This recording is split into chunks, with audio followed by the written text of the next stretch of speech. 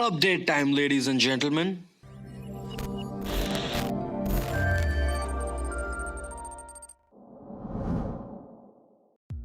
We ended off the previous ant related video with the carpenter ant queen laying eggs. Well, it's been about 12 days, and as you can see, we have larvae.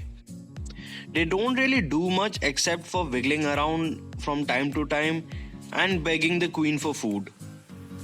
The queen feeds the larvae with her saliva. Over the course of the next few weeks, the larvae will triple in size.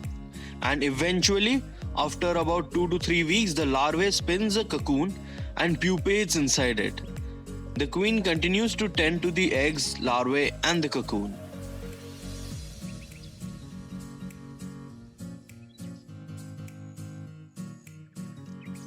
Well, it's been about 4 weeks and the pupas have finally hatched. But before we take a look at the ants, let's prepare an enclosure for them. For this, we'll need a box with some small holes for ventilation, some talcum powder, ethanol, and some sand. The first step is to mix talcum powder and ethanol to create a paste. Then, using some cotton, apply this paste to the side of the container and to the lid as well. Once the ethanol evaporates, it will create a slippery talcum layer which will prevent the ants from escaping. Next, we'll add some sand and some twigs for decoration.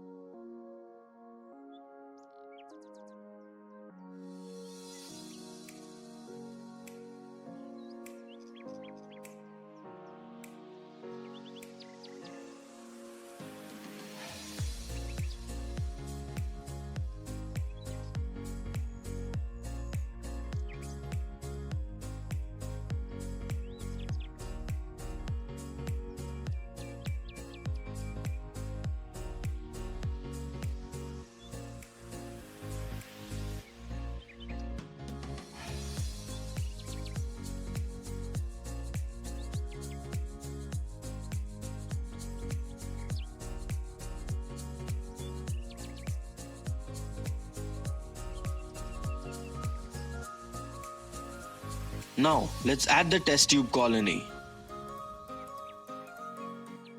Take a look at this, guys. We have 12 workers. I'm so delighted to see the colony grow.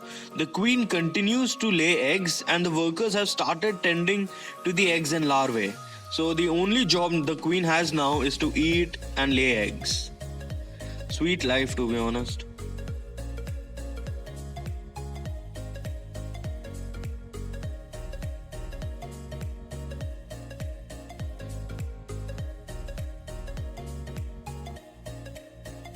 I decided to give them some milk protein as it contains both sugar and protein. But it seems that they don't like it, which is okay. Even I don't like it, to be honest. So next, let's try to give them some sugar water and see what they do.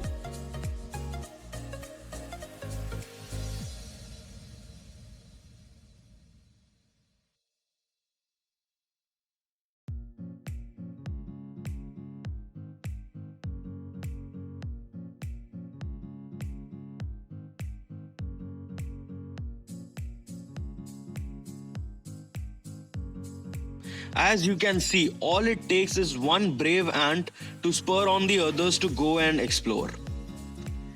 They can probably sense the sugary concoction. As expected, they immediately located the sugar water and started drinking it. Soon, the rest of the workers joined in.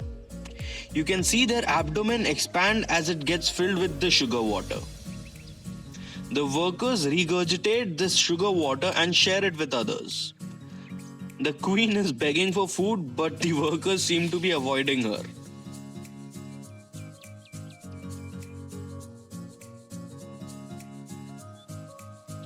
There, finally she got some of that sweet nectar.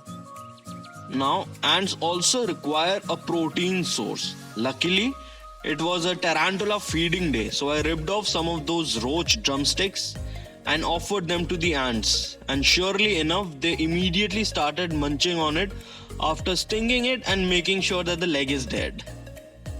I'll be completely honest with you.